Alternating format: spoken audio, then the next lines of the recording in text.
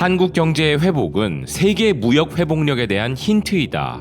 미국의 경제 전문지 블룸버그는 한국의 경제 회복이 세계가 정상으로 돌아가게 될 것을 보여주는 힌트가 된다 보도하였습니다. 분명 그렇습니다. 한국의 수출 확대는 일반적인 국가들과는 조금 다른 면이 있기 때문인데요. 이런 의견이 나올 수 있는 그 배경에 대한 기사에서는 한국의 경제 성장률이 예상치를 뛰어넘어 지난 분기 대비 2.1% 증가했음이 확실하다는 발표가 나온 것과 함께 추후의 전망도 매우 밝은 점이 큰 몫을 차지하고 있다 보도하고 있으며, 영국의 가디언 또한 아시아의 제조업 붐은 전 세계가 팬데믹으로부터 보다 신속하게 복구할 것이라는 희망을 제공하며, 한국과 중국의 제조업이 10년 만에 가장 빠른 속도로 성장함에 따라 시장은 이에 대응하고 있다 전하고 있습니다.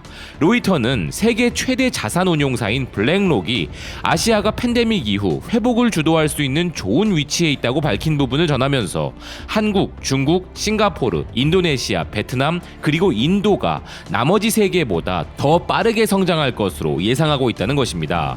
또 다른 기사에서는 독일의 메르켈 총리가 팬데믹은 세계 힘의 균형을 아시아의 유리한 환경으로 바꾸게 될 것이며, 더 많은 사람들이 마스크를 착용하고 봉쇄에 반대하는 시위가 적었던 한국과 중국 같은 나라들의 경제 부흥에 대해 언급하며, 독일도 그렇게 하면 경제가 회복될 것이라고 언급하였다 전하고 있는데요. 최근 수천 명의 독일인들이 봉쇄에 대한 반대 시위를 하게 된 부분과 맞물려 한국과 중국의 예시가 필요했던 것이겠지만, 그 예시에 정확히 부합되는 국가 중 하나가 바로 한국이라는 점이 주목할 만한 부분인 것이죠. 그리고 앞서 블룸버그가 한국의 경제 회복이 글로벌 무역 회복력의 힌트라는 기사에서는 한국의 수출 증가가 왜 세계 무역의 회복에 대한 힌트인지 상세히 설명하고 있는데요. 한국 경제는 11월 수출과 제조업 활동이 증가하면서 팬데믹으로 인한 침체 상황에서도 상승세를 이어갔으며, 이는 글로벌 수요가 회복력을 유지하고 있다는 긍정적 신호를 제공한다 밝히며, 발표된 수치에 따르면 한국의 11월 수출이 기술 장치에 대한 수요 호조와 세계 주요 시장들의 수요 상승에 힘입어 전년 동기 대비 4% 증가한 것으로 나타났으며, 한국의 제조업은 영국의 금융업체 IHS 마킷이 발표한 구매관리자 지수로 52.9를 기록하여 2011년 이후 가장 높은 수치를 기록했고, 공장 부문에서도 낙관론이 커지고 있는 것으로 나타났다면서 한국의 수출 증가는 미국과 유럽연합과 같은 주요 시장의 증가에 힘입은 바이고, 무역의 또 다른 주요 지표인 일일 평균 수출액에서는 2018년 이후 최대 증가폭을 기록하기도 했다는 것인데요. 이런 기록들은 한국이 대부분의 선진국보다 더 나은 상황으로 팬데믹에서 벗어날 것이라는 견해를 강화하며, 이는 세계 경제에도 좋은 소식이기도 하다는 기사는 삼성에서 현대에 이르기까지 한국의 기업들은 글로벌 공급망에 포함되어 있어 이들의 수출 성과는 종종 글로벌 경제의 종소리, 즉 세계 경제 회복의 전조로 간주될 수 있다는 것입니다. 이렇게 세계 무역의 신호탄이라 할 수 있는 한국의 수출 증가는 전 세계적으로 기록적인 확진자 수가 나오고 있는 와중에도 세계 경제의 수요가 지속되고 있음을 시사하는데, 이는 각국 정부들이 이전 봉쇄 기간보다 확산을 억제하기 위한 보다 더 타겟팅된 접근법을 취하고 있기 때문일 가능성이 높으며, 각국의 봉쇄로 인해 전 세계적으로 IT 제품에 대한 붐이 일어나 수요가 상승했는데, 이것이 관련 한국 기업들의 상승세로 이어지게 된 것이라는 설명인데요. 기술 강국 한국의 장점이 세계적 위기 속에서 오히려 전화 위복이 된 부분도 있음을 암시하고 있는 것이죠. 허나 그럼에도 위험은 아직 지속되고 있고, 세계가 언제 백신의 혜택을 누리게 될지와 팬데믹에 대한 자신감을 회복하게 될 것인지 불분명한 부분이 있어 우려는 남아있음도 전하는 기사인데요. 그리고 세계적 위기 속에서도 우리 기업들은 정말 잘하고 있지만 미래에 대한 우리 정부의 노력도 주목할 만한 부분이 있습니다. 지금 당장의 위기를 벗어나는 것을 넘어서서 지금까지 대기업들이 이끌어온 한국 경제에 더 큰 미래를 준비하기 위한 쌍두마차도 준비되고 있는 매우 훌륭한 변화가 감지되고 있는 점에 대해 홍콩의 아시아타임즈가 보도하고 있는데요. 지금 한국은 대기업이 주도하는 부분에서 스타트업 기업들이 새로이 도약하는 변화를 맞고 있으며, 국가적으로 새로운 생태계를 구축하고 있다 전하고 있습니다. 샌프란시스코에 본사를 둔 권위 있는 연구 및 정책 자문기관인 스타트업 지놈의 2020 글로벌 스타트업 환경 보고서는 서울을 22로 선정하면서 서울에는 세계 도시 평균치의 거의 4배에 달하는 390억 달러 가치의 생태계가 구축되어 있다 설명하는데요. 한국의 수도인 서울이 20위 안에 진입한 것은 처음 있는 일이라는 것입니다.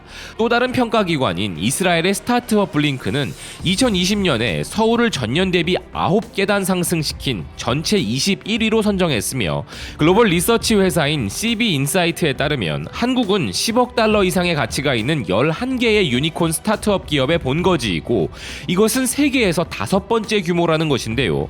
대부분의 한국 유니콘 기업들은 서울에 본사를 두고 있고, 서울시의 정책 입안자들이 제대로만 한다면 1100만 명의 사람들로 붐비는 대도시 서울은 곧 미국의 실리콘밸리, 뉴욕, 보스턴, 시애틀, 이스라엘의 텔아비브와 같은 강력한 벤처 도시들에 도전하게 될 것이라 기사는 전하고 있습니다. 그리고 미래를 바라보며 세계 최고의 벤처 허브가 되기 위한 한국의 노력에 대해서도 기사는 주목하고 있는데요. 서울시는 2022년까지 17억 달러를 투자해 세계 5대 스타트업 허브로 자리매김하기 위해 한국의 유니콘 기업 수를 15개까지 늘릴 것을 목표로 하고 있고, 이 투자금은 약 10,000명의 기술 전문가를 양성하는 데 사용되고 있으며, 서울의 창업 공간은 2,200개로 늘어났을 뿐 아니라 서울시는 최근 거의 3억 달러의 별도의 기금을 마련했다는 것에 주목하는 기사는, 이는 한국이 1960년대에 산업화된 이래로 경제적인 가장 큰 변화라는 것입니다.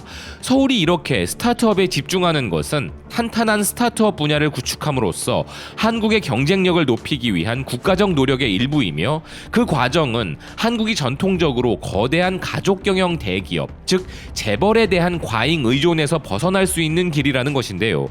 한국의 이런 재벌 구조는 50년 전까지만 해도 정부 입장에서는 무수한 중소기업과 복잡한 거래를 할 필요 없이 경제 발전을 주도할 수 있는 방법이었기 때문에 그 당시로서는 재벌 구조가 적절했었다는 서울에 본사를 둔 비즈니스 컨설턴트인 마이크 브린의 의견을 전하는 기사는, 재벌 기업들이 한국 경제를 위한 기관차가 되어준 긍정적인 부분이 있었던 반면 자원을 독점하고 권력은 남용했다는 비판도 받고 있으며, 재벌들의 영향력은 한국 사회에서 상당하다는 부분도 지적하고 있는데요.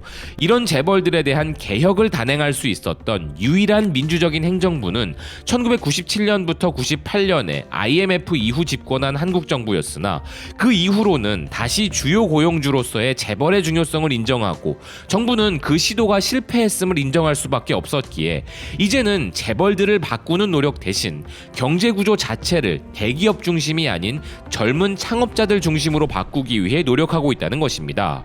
거대한 재벌 기업 중심의 경제 시스템은 더 이상 적절하지 않으며, 이는 젊은 기업가들이 이 시장에서 아이디어를 실행시키는 것을 매우 어렵게 만든다는 기사는, 1960년대와 70년대의 재벌들의 탄생은 정부 정책의 결과물이었던 것처럼 이제 스타트업 창업 시스템을 위해서도 한국 정부와 지자체들이 나서고 있다는 것이죠. 즉 시대에 따라 가장 적합한 경제 시스템이 있는 법이고, 지금 그 움직임을 활성화시키기 위한 한국 정부의 도전이 이어지고 있다는 것에 기사는 주목한 것인데요. 그리고 그 계획은 팬데믹으로 인해 혁신의 필요성이 강조되면서 최근에 더욱 활기를 띠고 있으며, 경제구조 전환의 시급성을 강조하고 있다는 기사는, 한국의 문재인 대통령이 젊은 기업가 모임에서 우리는 팬데믹으로 촉발된 경제 위기에 직면해 있고 새로운 시작은 이 순간부터 이루어질 것이며, 글로벌 유니콘 기업으로 성장하기 위해 스타트업 기업들은 수많은 장애물을 극복해야 하기에 정부는 혁신적인 아이디어가 상용화되고 세계 무대에서 우뚝 설 수 있을 때까지 지원을 계속할 것이다 라고 말한 부분을 전하고 있습니다. 분명 기존 대기업들과는 다른 젊은 스타트업 기업들의 탄생이라는 새로운 변화를 주도하는 정부와 지자체들의 노력은 매우 긍정적이고 시대에 맞는 적절한 전략이라 볼 수 있는데요. 대한민국이 탑10 선진국을 넘어 세계 경제 탑5, 탑3를 향한 긴 여정을 가기 위해서는 기존 대기업들의 경쟁력 유지와 함께 젊은 창업가 집단이 반드시 필요하기에, 현재 우리 정부와 지자체들이 추구하는 비전에 적극 동의하는 바입니다. 지금까지 대한민국 최우선주의 코리아 퍼스트 바이스톰 코리아였습니다. 시청해주셔서 고맙습니다.